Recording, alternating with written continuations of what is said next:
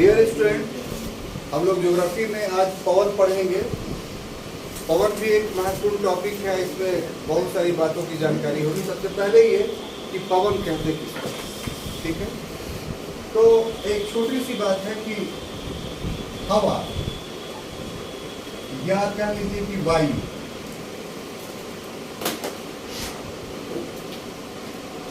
हवा क्या है, वायु क्या है, तो गैसों का मिश्रण है, ठीक है। इस हवा और वायु का जो गमन होता है, गमन का अर्थ मूवमेंट, ठीक है, ये दो प्रकार से होता है। कितने प्रकार से? दो। बिल्कुल सिंपल समझिए। एक वायु या हवा का गमन जो होता है वो क्षैतिज होता है,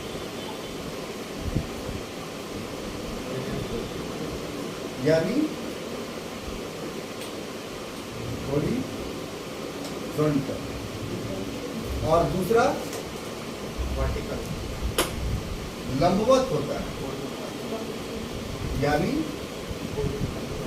वर्टिकल, ठीक है। अब देखिए, हवा का जो क्षैतिज संचलन होगा उसी को क्या बोलेंगे? पवन। हवा के क्षैतिज संचलन को ही हम लोग पवन बोलते हैं। और जो हवा का जो लंबवत संचलन होगा उसको हम लोग बोलेंगे वायु धारा, यानी एयर करंट।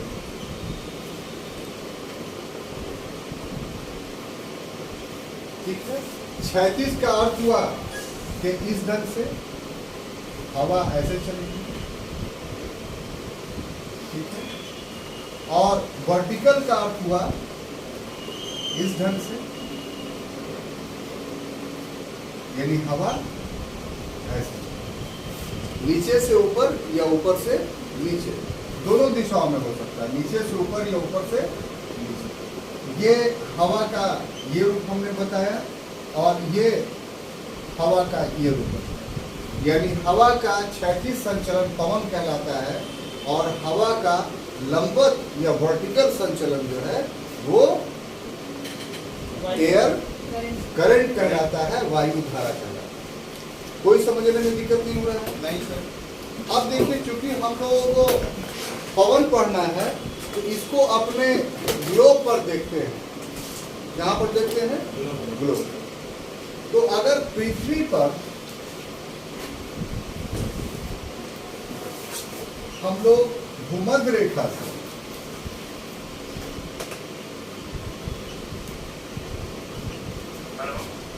अगर ध्रुवों के तरफ जाते हैं तो इसमें एक अंतर पाया जाएगा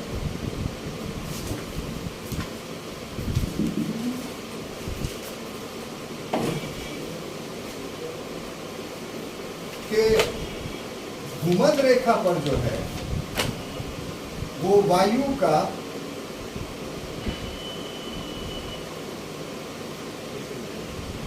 लंबवत संचलन होता है,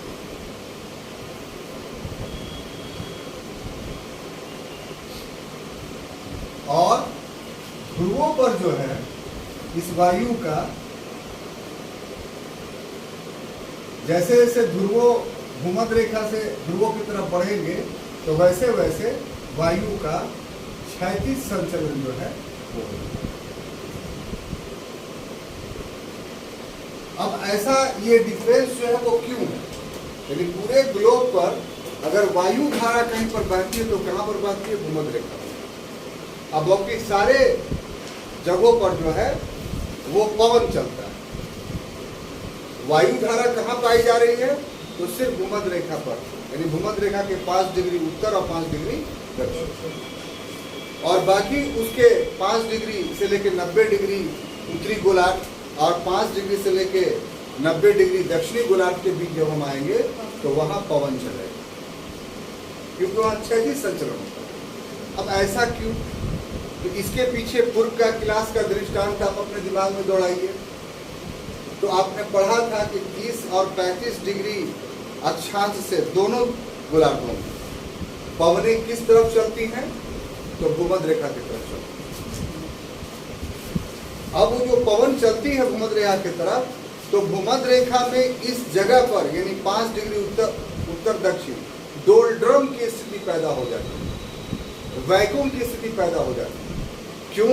क्योंकि सूर्य प्रकाश जो है वो तिर पड़ने के कारण जो है वो यहाँ के में जो वायु होता है उसका संचलन जो है वो लंबवत हो जाता है,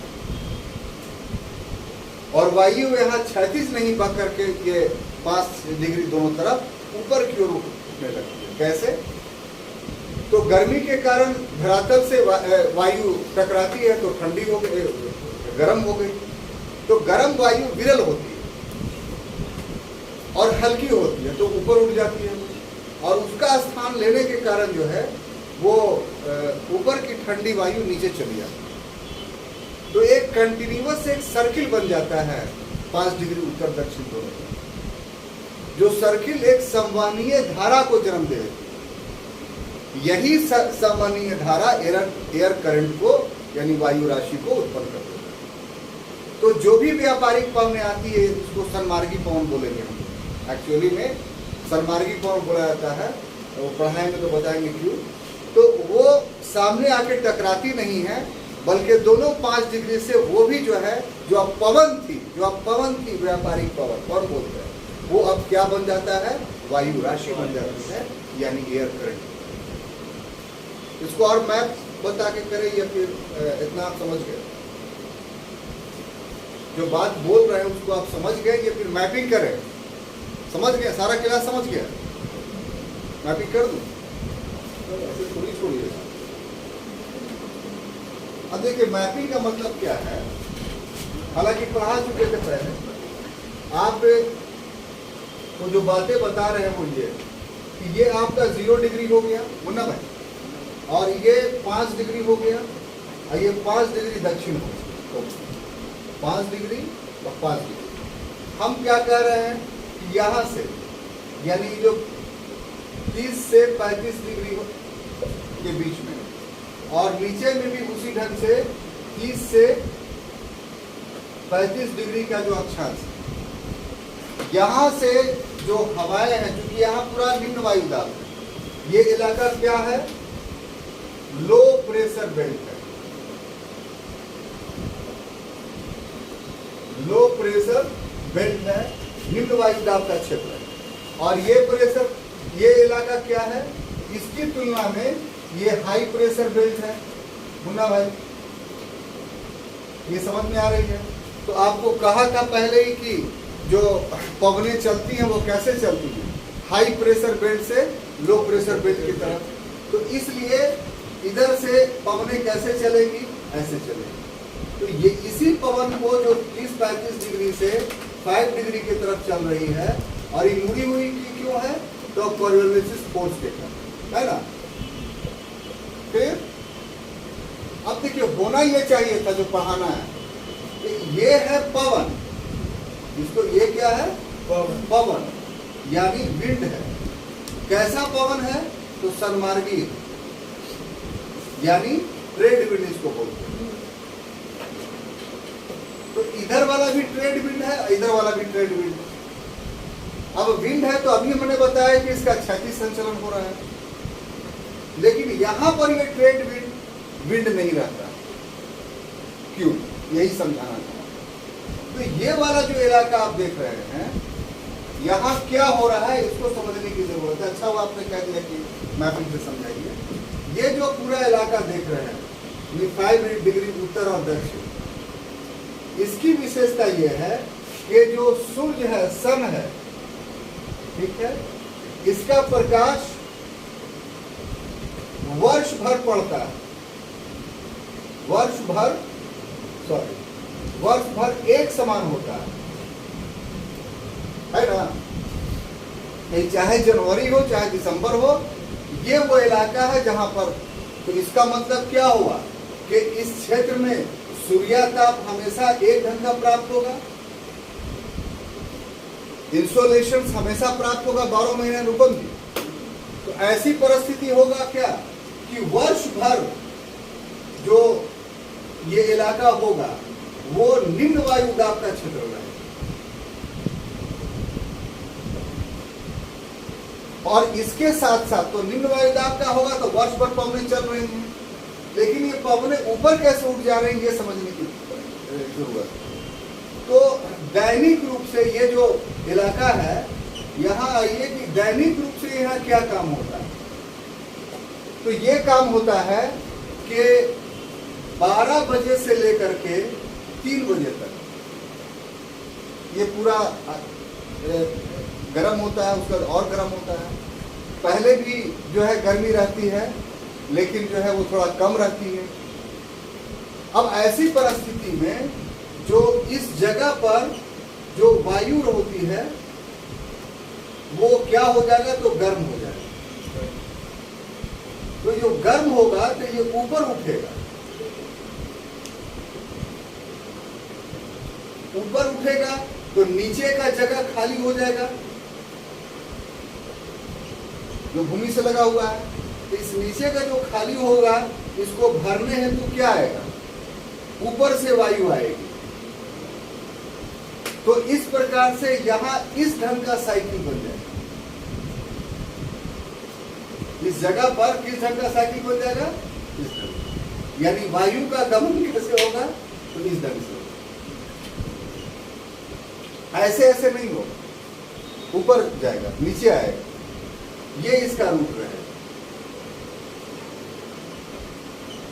ठीक है, बात समझ में आ गई। अब ये जैसे ही व्यापारिक पवन आएगा तो वो टकराने के बजाय क्या हो जाएगा, इसी वायु राशि से यानी इसी एयर करंट से वो मिल जाएगा और ये इसका भी गमन क्षैतिज के जगह पर लंबवत हो जाएगा। यानी व्यापारिक पवनें नहीं दक्षिणी गोलार्ध का उत्तरी गोलार्ध से टकराएंगी और नहीं उत्तरी गोलार्ध से दक्षिणी गोलार्ध की तरफ टकराएंगी, क्योंकि ये अपना क्षैतिज अस्तित्व समाप्त कर देंगी। यानी पवन का नेचर ये समाप्त कर देंगी और उसके जगह पर कौन सा नेचर बन जाएंगी, तो वायु राशि एयर करेंगे। अब मुन्ना भाई समझ गए हैं?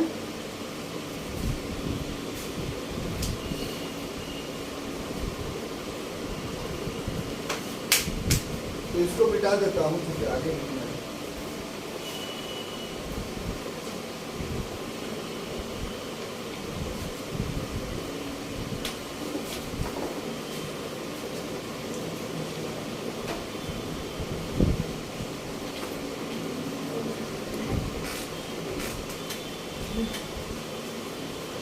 अब देखिए आगे जो हमें आपको बताना है,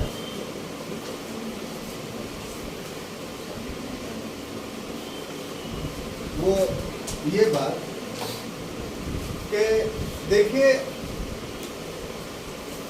कि पवन का जो दिशा होता है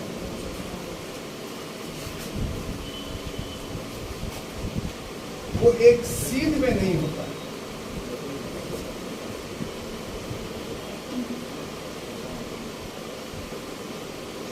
ठीक है ना, बल्कि कुछ मुड़ जाता है।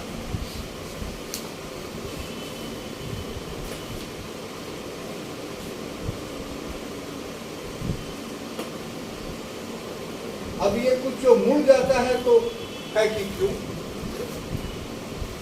जैसे अभी जो मैप हमने बनाया तो आपको देखा कि सरमार्गी पवन या ट्रेड विंड क्या हो रहा है कि उत्तरी गोलार्ध में अपनी दाईं ओर मुड़ के चल रही थी और दक्षिणी गोलार्ध में अपनी बाईं ओर मुड़ के चल रही थी। ऊपर में दाहिनी ओर और दक्षिणी में बाईं ओर। ये क्यों हुआ भाई? एक सीध में इस धरती पर वायु क्यों नहीं चलती, मुड़ क्यों जाती है जगह जगह, एक प्रश्न है। तो वायु का एक दिशा होने के बावजूद भी जो परमानेंट एयर है या परमानेंट जो विंड है उनका एक दिशा है, लेकिन वो दिशा मुड़ा हुआ है। से व्यापारिक पवन ही या सन्मार्गी पवन ही है तो वो सीधा 35 डिग्री से 0 डिग्री की तरफ 90 डिग्री कोण बना के नहीं बह रहा है, वो हल्का दाहिनी की ओर मुड़ गया है। इसी तरीके से जो सममार्गी पवन 35 या 30 डिग्री से 0 डिग्री की तरफ चल रही है वो अपनी बाईं तरफ मुड़ी हुई है। या फिर स्थलीय भागों में भी आप देखते हैं तो पवनों की दिशा जो है हमेशा परिवर्तित करती रहती है। अब गया शहर में रहते हैं, कभी पवन पूरब से चलती, कभी पश्चिम से चलती।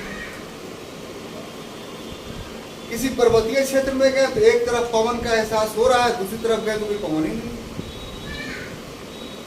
तो ये सब परिवर्तन क्यों? पवन के दिशा में परिवर्तन। तो इसके लिए निम्न कारण उत्तरदायी। ये जो आपको हमने बताया, इसके लिए क्या है कि निम्न कारण उत्तरदायी। अब कारणों को थोड़ा एलोबरेट करते तो आपको अच्छा लगेगा। वो है दाब प्रवणता बल। दाब, ये टर्मिनोलॉजी है, इसको हमेशा याद रखिएगा। दाब प्रवणता, इसको इंग्लिश से बोलते हैं प्रेशर ग्रेडियंट फोर्स। उसके बाद दूसरा है कॉरियोलिस प्रभाव।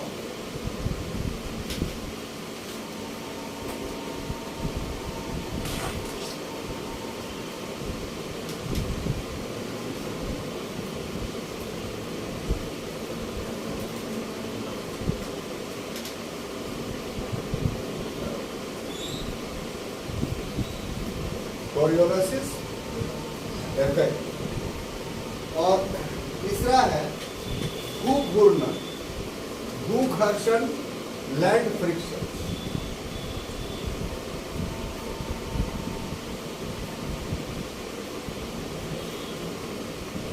यानी भूघर्षण।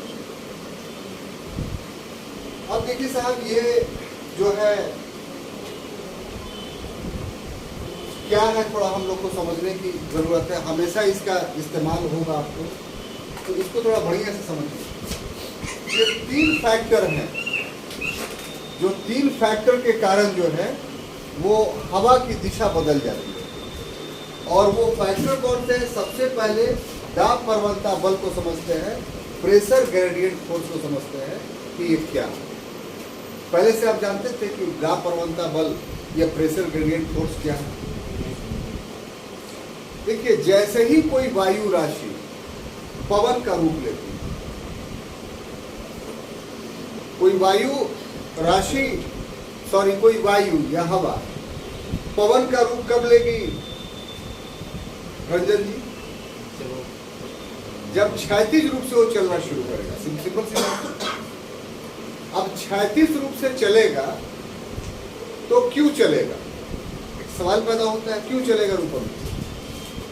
तो इसलिए चलेगा ना कि एक तरफ उसका उच्च वायु दाब का क्षेत्र होगा और दूसरी तरफ उसका निम्न वायु दाब का क्षेत्र होगा।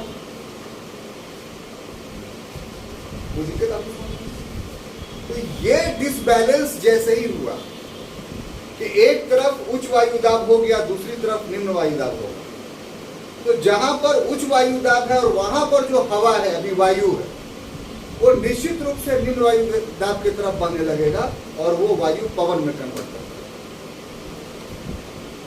यानी इससे क्या होता है कि उच्च वायु दाब और निम्न वायु दाब के बीच में एक फोर्स पैदा हो जाता है, एक बल पैदा हो जाता है।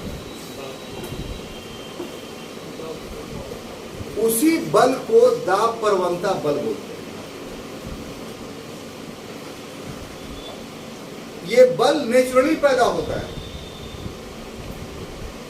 एक प्राकृतिक यांत्रिकी के माध्यम से, एक नेचुरल मैकेनिज्म के माध्यम से, कि अगर उच्च वायु दाब होगा, एक तरफ निम्न वायु दाब होगा, तो उसमें एक बल पैदा हो जाएगा। वो बल क्या करेगा? तो उच्च वायु दाब से वायु को निम्न वायु तरफ बहाने लगेगा और तभी वो पवन कहलाएगा। यही फोर्स, यही बल जो है वो दाब प्रवणता बल। दाब प्रवणता बल का मतलब ये हुआ कि दाब में जो अलग अलग रूप है, प्रवणता है, डिफरेंसेस है, उसी के कारण ये फोर्स पैदा हुआ है। इसी कारण इसको दाब प्रवणता बल। अब इससे जुड़ी हुई एक दूसरी चीज जो आपको समझनी है वो ये कि जितना लो प्रेशर बेल्ट और हाई प्रेशर बेल्ट का डिस्टेंस ज्यादा होगा उतना दाब प्रवणता बल का वेग ज्यादा हो जाएगा। जैसे उदाहरण के लिए कि मानसूनी हवा चलती है, तो मानसूनी हवा कहां से कहां तक चलती है? तो नीचे में जो हमारे भारत का हिंद महासागर है, उस हिंद महासागर में एक हाई प्रेशर बेल्ट पैदा हो जाता है मई जून के महीने में। क्यों? क्योंकि वहां पर जल है, हिंद महासागर है, और इस समय सूरज की प्रकाश वहां पर नहीं पड़ रहा है। सूरज का प्रकाश कहां पड़ रहा है? तो भारत में। तो भारत में लो प्रेशर बेल्ट पैदा हो गया। अब देखिए, दोनों के बीच जो दूरी है, यानी हिंद महासागर और भारत के बीच, उसको लमसम आप मान लीजिए कि 2500-3000 किलोमीटर की दूरी।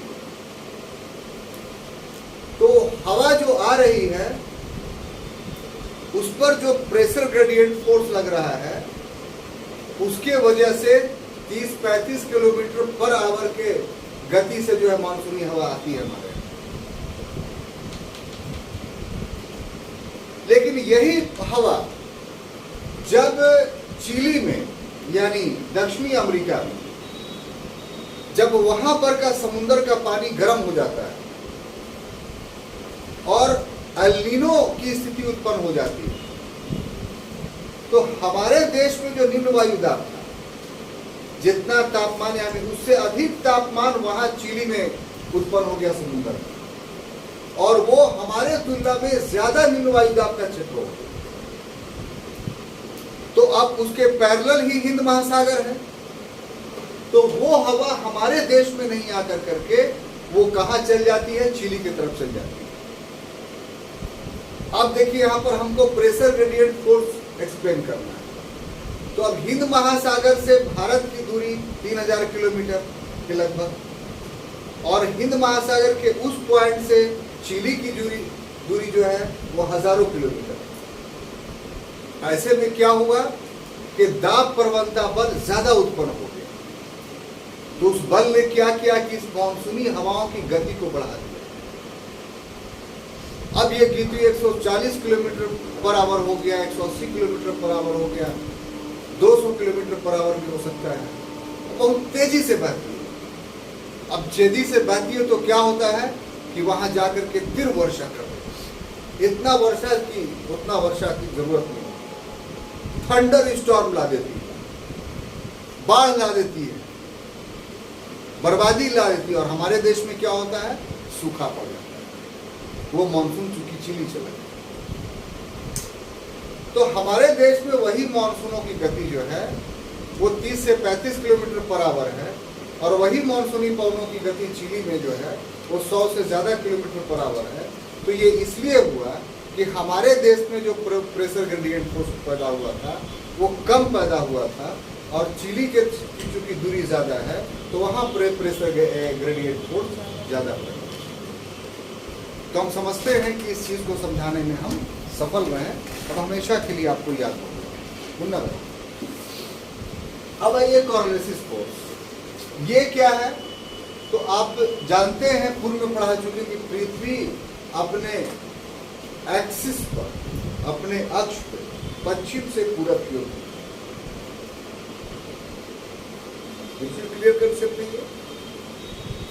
ऐसी परिस्थिति में जब पृथ्वी घूमेगी तो उस पृथ्वी के ऊपर जल और जो वायु है उस घूर्णन के कारण, उस रोटेशन के कारण उसके जल और वायु पर प्रभाव पड़ेगा। क्या प्रभाव पड़ेगा कि उत्तरी गोलार्ध में उसका वायु जो है दाहिनी ओर मुड़ जाएगा, और दक्षिणी गोलार्ध में उसकी वायु बाईं ओर मुड़ जाएगी। और इसमें एक तकनीक ये है कि ये जो मुड़ने की दिशा होगी वो अक्षांशवार परिवर्तित होती चली जाएगी। उसका कोण मुड़ेगा उत्तरी गोलार्ध में दाहिने ही, लेकिन मुड़ने का कोण परिवर्तित कर जाएगा। कैसे? कि 0 डिग्री पर इसमें कोई मोड़ नहीं होगा, हवाएं दाहिने बाएं नहीं मोड़ेगी। क्यों? क्योंकि डोलडर्म है, हवा का गमन ऊपर की ओर हो रहा है।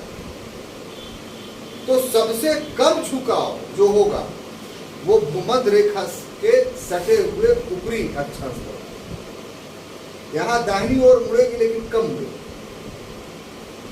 और जैसे जैसे ऊपर की ओर जाइएगा यानी ध्रुव की ओर, वैसे वैसे इसका कोण क्या होगा, दाहिनी की ओर बढ़ता चला जाएगा।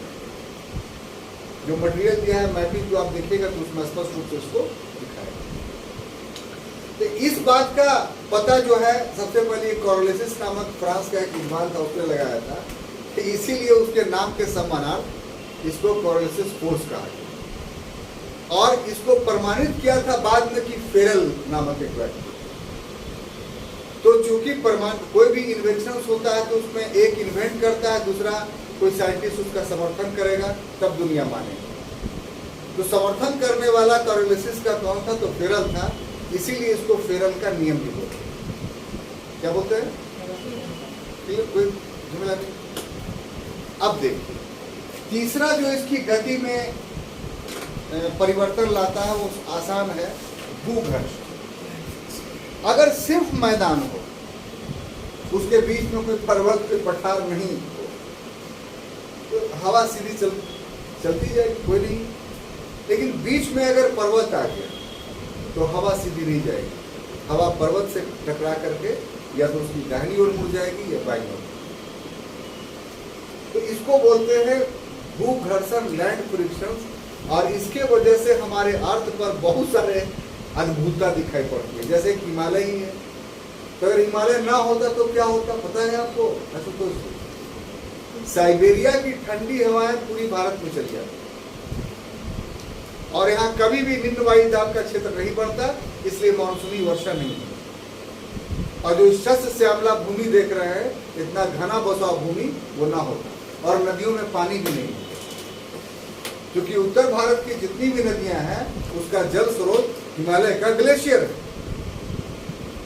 तो हिमालय है, इससे आपकी उत्तर भारत की नदियां में पानी भी है, और आपको गर्मी के दिनों में यहाँ वर्षा ऋतु भी चलाता है, जिसके वजह से आप गल्ला उपजा पाते हैं। और उसी के वजह से आपका जो है वो जनसंख्या घनत्व इस उत्तरी भारत में अधिक, एशिया। तो एक छोटा सा भूघर्षण आपके भारत को शस्य श्यामला हरा भरा। तो ये वो कारक थे, इन कारकों के कारण हवाओं का दिशा एक सीध में नहीं होता है, बल्कि स्थान स्थान पे परिवर्तन। मित्रों, और अगले क्लास में एक लंबा चैप्टर है, तो हम लोग देखेंगे कि ये पवन अलग अलग प्रकार का होता है। एक पवन होता है जो अस्थायी होता है, परमानेंट होता है, वर्ष भर एक ही दिशा में चलता है। एक होता है कि सामयिक होता है, ठीक है, और एक होता है स्थानीय, लोकल विंड। तो लोकल विंड आपको याद करवा रहे हैं, वो चिनूक, कौन, हबूब, ये सब। तो ये सब तो नहीं पढ़ाएंगे, लेकिन दो जो है यानी सामयिक पवन और प्रचलित पवन, ये हम लोग अगले क्लास में इसको खत्म करेंगे। तब तक के लिए